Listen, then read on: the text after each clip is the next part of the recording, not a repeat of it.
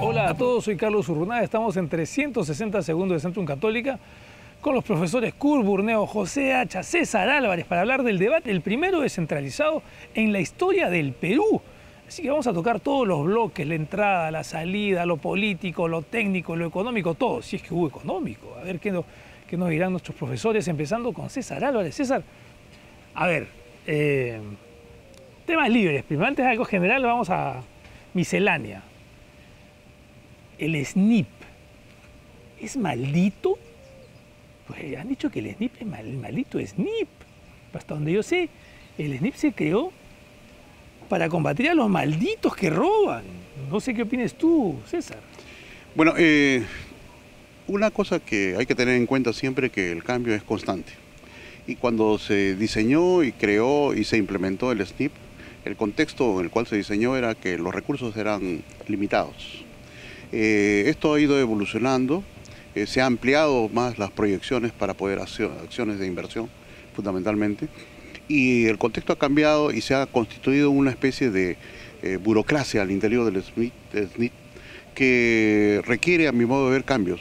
Yo diría que el SNIP debe continuar, porque es una forma de priorizar, es una forma de ordenar, pero un SNIP aislado y que no responde a una estrategia país es malo.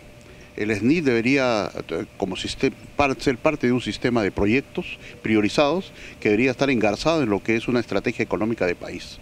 Y eso, a su vez, esa estrategia económica de país debería estar engarzado al interior de las diferentes regiones.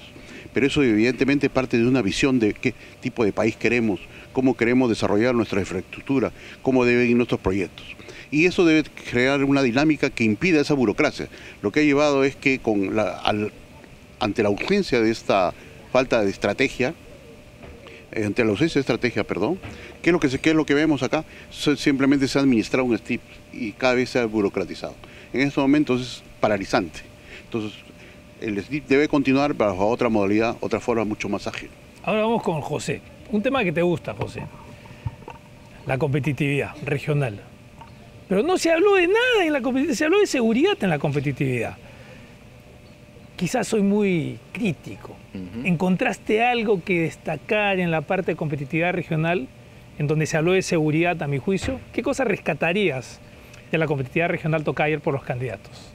Bueno, en principio la palabra competitividad estuvo básicamente en el título de uno de los módulos de discusión, eso en primer lugar. En segundo lugar, creo que en el contexto en donde este tipo de debates se dan, entrar en lo técnico puede significar primero una gran ventaja si es utilizada por la persona que tiene los conocimientos técnicos suficientes para debatir desde ese punto de vista como PPK, o puede significar una gran desventaja si no tiene un interlocutor válido, que lo que hace más bien, como hemos visto anoche, es atacar por el flanco, ¿no? Yo no he visto lamentablemente absolutamente nada que pueda derivar en una discusión plausible, racional, coherente, en términos de propuesta de gobierno, sobre la competitividad ni nacional, ni regional, ni local. Y que creo yo es uno de los temas que en agenda por mejorar está presente, si no en el primero, entre los primeros lugares. La productividad de nuestra mano de obra, la productividad de los factores productivos es realmente lamentable en cualquier nivel, a nivel regional, a nivel sudamericano, y empeora particularmente la competitividad o la productividad de estos factores de producción, es una de las más bajas del país. Entonces había mucho espacio para ofrecer propuestas concretas, legibles, totalmente familiares con las personas que podrían conformar esta audiencia, y se perdió, creo yo, una gran oportunidad de propuestas tangibles que pudieran sacar del marasmo en el que la productividad de los factores de producción se encuentran. Pero no es el único tema. Estoy seguro que tú tienes otros en mente. El tema de productividad y competitividad es algo que hay que abundar posteriormente mucho. Vamos con Kurt. Kurt, el trabalengua inicial. Del IGB y los puntos del mismo que se distribuyen a las municipalidades, ¿no? El tema tributario en el bloque inicial, ¿tú cómo lo ves? ¿No? El IGB se sube, se baja, uno propone, no sé, darle más billete a las municipalidades, el otro candidato bajar el IGB. ¿Cómo viste ese tema? Que no se entendió para el público en general, me parece. En realidad la situación que se tiene ahora es que el Foncomún son 2 puntos adicionales sobre lo que es el IGB, y el Fondo de Compensación Municipal es la principal fuente de financiamiento, digamos, para las municipalidades, sobre todo para aquellas que no reciben transferencias por canon. Ahora, la propuesta de Keiko Fujimori, supongo, en el entendido de adicionar un punto más al Foncomún, implica una necesidad de financiamiento, porque si tú le estás sacando a la misma tasa que se aplica, digamos, en el impuesto general a las ventas, son 18 puntos. Si ahora el Foncomún no van a ser 2, sino 3 puntos, está desfinanciando la caja del gobierno central en un punto. ¿Cuál es la propuesta para cubrir ese hueco? Que son 3.000 millones de soles más o menos. Más o menos. Y por el lado de Pedro Pablo, la propuesta de reducir el impuesto general a las ventas, obviamente es una parte bastante discutible, es un aspecto bastante discutible de su propuesta, porque implícitamente está asumiendo que la reducción de impuestos implica o va a implicar un aumento de la base tributaria, cosa que no necesariamente se tiene que dar en términos automáticos, y en realidad tiene como sustento la famosa curva de Laffer. El punto, digamos, es que no hay evidencia empírica que esa curva de Laffer, digamos, tenga evidencia técnica o evidencia empírica que sustente en el Perú la ocurrencia de una reducción del IGB y un aumento de la formalización y consecuentemente de la base tributaria, ¿no? Le voy a hacer a los 3 preguntas sobre las propuestas de Keiko y después preguntas sobre las propuestas de PPK. Ella propone en determinada parte, en el bloque primero, me parece, de descentralización, vincular la planificación a la inversión. No sé, el CEPLAN a preinversión. ¿Tú cómo ves ese tema, César? Bueno, es un tema vital, ¿no? Está demostrado que uno tiene que pasar de un diseño país, que es su visión, a una estrategia, y la estrategia tiene que ir acompañada con la capacidad de ejecutar. O sea, tiene que haber una vinculación, algunos dicen vinculante.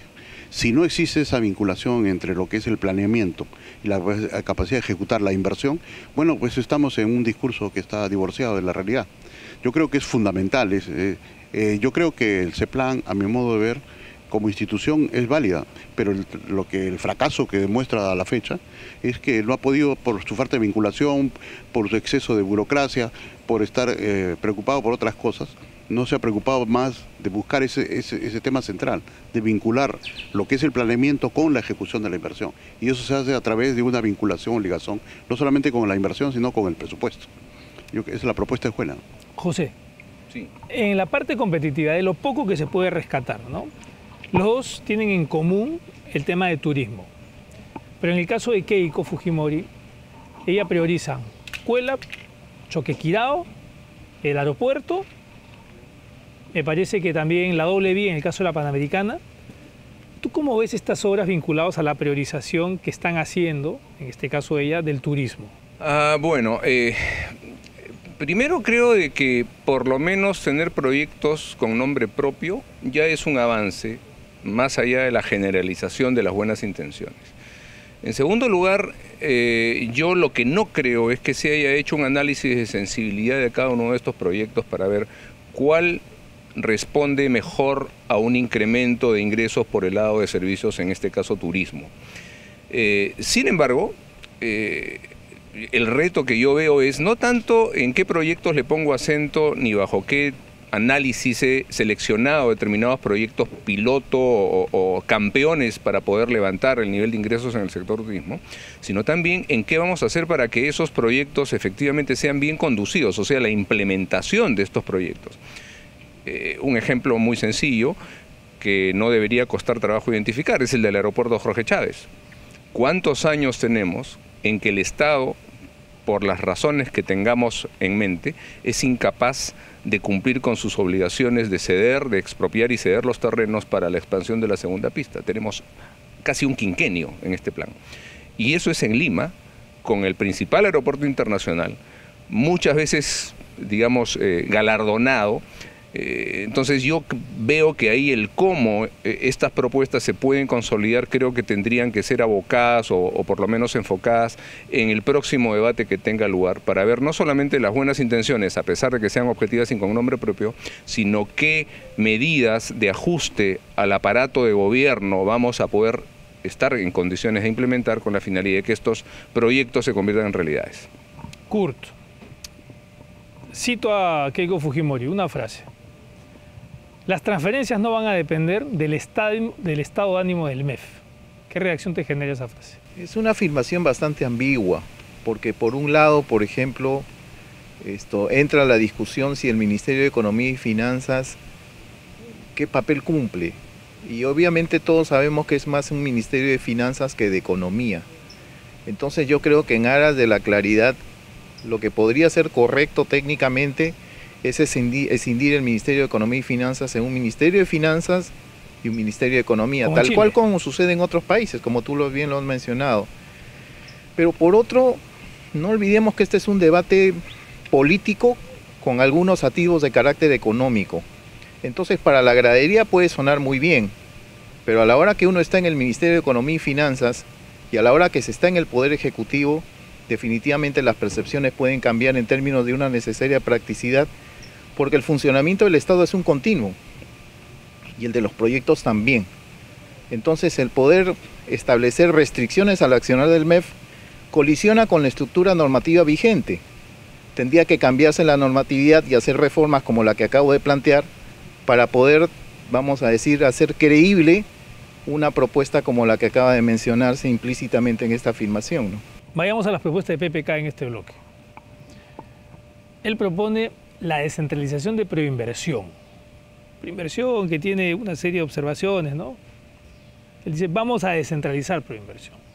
Tus reacciones frente a eso. Me parece correcta esa propuesta, ¿no? Me parece correcta porque este centralismo con el cual se están manejando las cosas y la forma como que se está manejando la inversión con una perspectiva más visto para afuera, sin ver las especificidades que tiene cada localidad, cada región, han hecho y han dificultado que se puedan implementar nuevos proyectos. Y esto me preocupa por lo siguiente. Yo quisiera tomar un par de minutos para hacer la siguiente reflexión. Cuando nosotros vemos, por ejemplo, este debate, estoy pensando en lo que está pasando en Brasil. En Brasil hay una triple crisis. Hay una crisis económica, hay una crisis política y hay una crisis institucional. Y si lo traslado a Perú, pensando en el debate, tenemos dos crisis.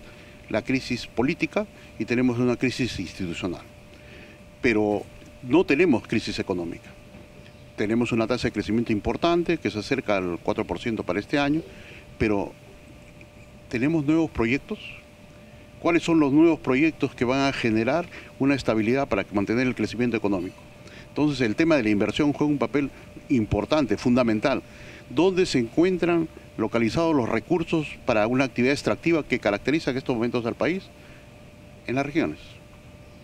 ¿Cuál es la actividad central con la cual nosotros podemos aprovechar una de las grandes potencialidades que tiene el Perú de atractivo natural y cultural? Se encuentra en las regiones. Choquequirao, que se habló, Cuela, que se habló, tenemos la región de la Amazonía. Tenemos que inundar el país de proyectos. Entonces, el manejo de proyectos tiene que estar definitivamente descentralizado. Y tal como se dijo, también asegurar su gestión. Ya no solamente su diseño, que debe estar engarzado dentro de una estrategia nacional, sino asegurar que esa gestión y ese control para evitar la corrupción en la inversión que ha paralizado en las inversiones, es lo que tiene que discutirse y trabajarse. Entonces, vincular lo técnico con lo político es fundamental y es la invitación para en el segundo encuentro o debate presidencial. José, seguimos con las propuestas de PPK.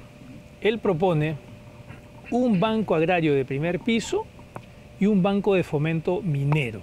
¿Qué te parecen estas propuestas? La verdad es que resulta casi tragicómico hablar de primer, segundo y tercer piso. Si de lo que se trata es de darle un impulso financiero con recursos estatales o paraestatales a determinada actividad del sector, lo que más importa es, tratando de recordar nuestra historia en los últimos 30, 40 años, qué cosa ha funcionado bien, qué cosa ha funcionado mal, y dirigir más bien esos esfuerzos financieros técnicamente hablando hacia elevar niveles de productividad en cada uno de los sectores. Porque nuevamente la palabra productividad estuvo ausente incluso en esta intervención de crear bancas de segundo, tercer piso, primer piso, y no se trata de crear nuevas instituciones. Es otra cosa con la que yo discrepo en general de los dos candidatos, de hablar de nuevos ministerios, hablar de nuevos bancos, hablar de nuevas organizaciones estatales que históricamente, no digo que sean bien intencionadas, pero históricamente siempre han derivado en incrementos en los niveles de burocracia, lo hemos comentado ya antes con el SNIP, que no han tenido adecuados niveles de productividad. Los intentos que se han hecho, por ejemplo, para que los recursos del Estado funcionen, sean asignados, sean presupuestados y sean auditados en términos de, por ejemplo, métricas, ha sido un esfuerzo que ha quedado absolutamente trunco. Se empezó hace algunos años y ahí quedó. Entonces, hay que tener en cuenta también que estamos en un ambiente político. Como se dijo antes, para la galería puede sonar bonito. Vamos a acercar al que otorga el financiamiento, al que decide el financiamiento, más hacia el que va a utilizar efectivamente el financiamiento. Eso puede resultar bonito, pero recordemos pues las deudas ceros en los bancos agrarios, ¿no? Tenemos que ser muy técnicos y el cómo, por lo menos tratar de imaginarnos en cómo se va a implementar para que esto tenga una efectividad efectiva, real. En el bloque de recursos naturales, la propuesta de PPK fue, antes de que explote, ley de consulta previa. Si explota, Sistema Nacional de Solución Pacífica, así le llamó. Y en paralela, infraestructura rural. ¿Cuáles son tus reacciones? Lo que creo que es un poco difícil formarse una opinión ante una cosa tan aislada, ¿no? Yo soy partícipe de que es necesario que la aplicación del principio de consulta previa, digamos, sea en general, independientemente de qué etapa estemos hablando. Es absolutamente indispensable para la sostenibilidad de un proyecto, sobre todo cuando estamos hablando de proyectos de carácter extractivo, que haya consulta con las poblaciones relacionadas o que están en las cercanías del proyecto a desarrollar. Eso no debe estar condicionado a la ocurrencia o no de conflictos. Más bien tiene un carácter preventivo, que creo que es mucho más económico y eficiente, digamos, desarrollar la consulta previa, a esperar a que suceda un conflicto y a partir de ahí gatillar esta opción. Yo creo que por un lado y por otro, yo insisto, muchas posturas son para el elector, porque de lo que se trata es primero ganar la elección y después aplicar el plan y no al revés. Entonces, tomemos con pinzas algunas de las cosas que se mencionan en este tipo de debates, porque el propósito debe ser primero ganar la elección y después aplicar lo que se está proponiendo. Y posturas como estas pueden sonar muy bonito, digamos, muy técnico entre comillas, pero en la vida real, cuando se está en una comunidad y cuando la comunidad, por ejemplo, muestra rechazo o desconfianza frente a lo que es la actividad extractiva, frente a la empresa que desarrolla la actividad extractiva, las cosas son definitivamente distintas, ¿no? En 30 segundos, para terminar con la entrevista, ¿qué es lo que debería haber en el siguiente debate que no ha habido en este debate? ¿Qué cosas esperan del siguiente debate? Reacciones antes de que ocurra el siguiente debate. Y la pregunta la hago porque este ha sido, como era de esperar, muy político, quizás demasiado. Y lo técnico en algunos bloques inclusive estuvo ausente. Entonces, ¿qué esperarías a portas, ¿no?, cercano a el siguiente debate, César? Brevemente, yo creo que faltó ambición en la visión de país. Yo creo que se ha pecado es más buscar el poder y una visión más de corto plazo que una ambición de país. Nuestro país necesita una transformación, necesita superar esos índices de pobreza que se han mostrado en nuestro último índice de progreso social. Si uno ve el mapa de la pobreza, el mapa de los índices de pobreza social, ve que una ausencia total del Estado, que se puede decir un fracaso no solamente de este gobierno, sino de los gobiernos anteriores, y que han estado de espaldas a lo que puede ser el desarrollo de los que podría ser la construcción de ciudadanos. También hay una ausencia de reformas. Debemos hablar de reformas. Entonces, hay una ausencia total de reformas. Que estamos claros de que los países que han llegado a elevar su nivel de desarrollo no solamente han abierto sus economías, sino han hecho reformas internas. El Perú no ha hecho reformas internas, ha etiquetado con el concepto de reformas, pero realmente reformas trascendentales en lo económico, la reforma del Estado, y reformas en general no las ha planteado. Entonces, y finalmente hay la ausencia total de un aspecto importante, el tema de la desigualdad y la pobreza. El tema de la desigualdad es algo que nos debe llevar a reflexionar si Si estamos trabajando nosotros para buscar una transformación del país, tenemos que reducir ese nivel de desigualdades. ¿Y qué estamos haciendo para esa reducción? ¿Y cómo nosotros vamos a asegurar esa reducción de los niveles de pobreza? Porque lo que estamos viendo es que si siguen cayendo los precios de las materias primas, parte de esa clase media que es volátil va a caer otra vez en pobreza. Tus reacciones a portas del siguiente debate, ¿no? ¿Qué esperarías que haya que no hubo en este? Claro. Bueno, yo creo que si yo fuese candidato, ¿no? Trataría primero de enfocarme en la respuesta que ninguno de los dos candidatos dio al último módulo de anoche. ¿Cuál es la visión de país que buscan? Y esa visión de país expresada en términos más o menos tangibles. Queremos estar primeros en Latinoamérica, vamos a ser el país diversificado en términos de producción orientada hacia la exportación, vamos a dejar de depender tanto de las materias primas en un tanto por ciento, vamos a competir con México. O sea, cosas que la gente pueda tomar como tangibles, objetivizarlas y servir de fuerza motriz detrás de los esfuerzos de todo el país. Eso en primer lugar. En segundo lugar, yo les pediría o les sugeriría a los candidatos, es imposible ser demasiado técnicos en este tipo de debates, como tú comprenderás, y con la brecha que existe entre los candidatos que esta vez nos toca. Pero yo les pediría, a pesar de todo, guardar un término común en donde sí ambos pueden estar en igualdad de condiciones. ¿Cuál es? El respeto. O sea, no podemos seguir con debates presidenciales a estas alturas en donde se mandan puyazos dirigidos hacia terceras personas que no están en competencia, hacia terceras personas que no van a estar en la carrera como presidente, por más que los acompañen a uno de los candidatos o a ambos, y sacar denuncias y papelitos. Pues centrémonos en propuestas. Y en tercer lugar, yo les recomendaría, con la experiencia que no solamente yo, sino todos tenemos acá como profesores, como docentes, es hablen para quien los va a escuchar. No hablen que no se refieran o pensando únicamente en el equipo técnico que tienen detrás. Es algo que yo he visto, no sé si ustedes han dado cuenta, pero durante todo el debate miraban a alguien más buscando señales. Algún tipo de señales, no sé si de aprobación o de simplemente parar un poquito la mano, pero tienen que hablarle hacia el público que los va a elegir finalmente, y no olvidando de que cuando uno está frente a una audiencia, uno no puede pues desafiar a la audiencia, uno tiene que tratar de invitar a la audiencia a entender lo que uno está tratando de transmitir. Eso creo que ha quedado absolutamente en el olvido, debe ser por el efecto cámara que uno tiene cuando da este tipo de circunstancias. Y por último, que no se olviden de que son futuros o aspirantes a futuros gerentes generales de una gran organización que se llama Estado Peruano. No he escuchado absolutamente ninguna propuesta orientada a mejorar la eficiencia del Estado peruano como tal. Kurt, tu cierre. ¿Qué esperas para el siguiente que no has visto en este? Quizás a partir de mi experiencia de haber participado en estas cosas, lo que al candidato se le dice es que por cada grupo de temas, o en todo caso por cada segmento, dé dos ideas fuerza y después mire las debilidades que tiene el plan del contrincante. Pero tiene que ser expresado en términos sencillos y simples. El próximo debate va a incorporar dos elementos que son fundamentales: el segmento económico y el segmento de inseguridad ciudadana. Entonces yo creo que ahí tienen que haber propuestas concretas, simples, fáciles de entender, para que el ciudadano pueda confrontar posibilidades. Eso es por un lado. Y por otro, no hay que olvidar que pasado el 5 de junio va a haber un presidente electo, y ese presidente electo va a tener que llamar, digamos, no solamente al contrincante, sino a todas las fuerzas políticas para poder aunarse en el esfuerzo de gobernar el país. Entonces yo creo que a veces insistir mucho en los puyazos, insistir mucho en la diatriba, a veces en las medias verdades, por no decir mentiras, afecta también la relación personal, y yo creo que eso puede complicarlo, inclusive lo que es la gobernabilidad futura del país.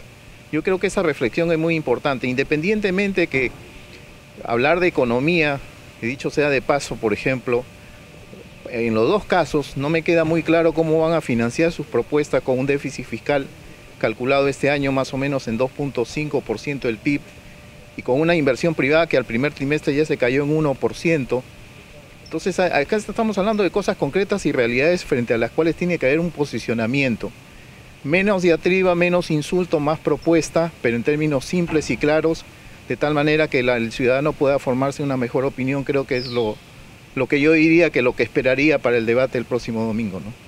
César Álvarez, José Hacha, Kurt Burneo, los 3 profesores ministeriables de Centrum Católica, aquí en 360 segundos para ustedes. Nos vemos después del siguiente debate. Cuídense mucho.